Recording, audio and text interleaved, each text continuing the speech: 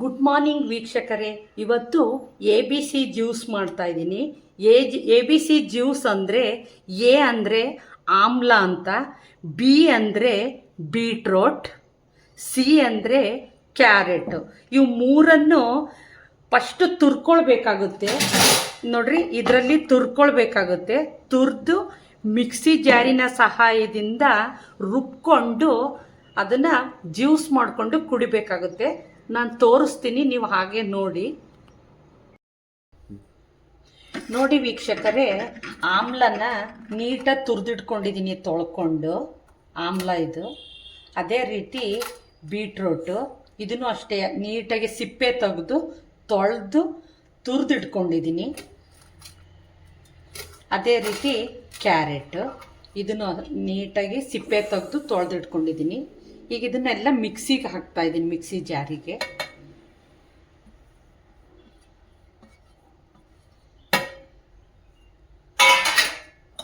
ಒಂದು ಅರ್ಧ ಗ್ಲಾಸ್ ನೀರು ಹಾಕ್ತೀನಿ. ನೀರು ಹಾಕಿ ಇದನ್ನು ಚೆನ್ನಾಗಿ ರುಬ್ಕೊಳ್ತೀನಿ.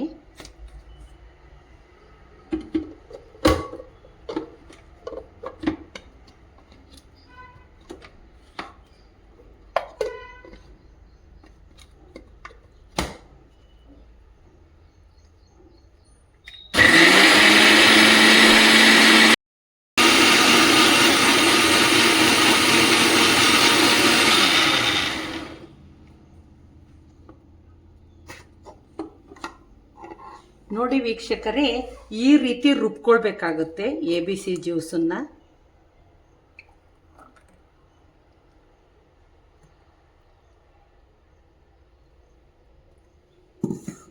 ನೋಡಿ, ಎ ಬಿ ಸಿ ಜ್ಯೂಸು ರೆಡಿಯಾಗಿದೆ. ಆರೋಗ್ಯಕ್ಕೆ ತುಂಬ ಒಳ್ಳೆಯದು ಇದು ಎ ಬಿ ಸಿ ಜ್ಯೂಸು. ಹಾಗಂತ ಜಾಸ್ತಿನೂ ಕುಡಿಬಾರ್ದು, ವಾರದಲ್ಲಿ 1 ರಿಂದ 2 ಸತಿ ಕುಡಿದ್ರೆ ಸಾಕು.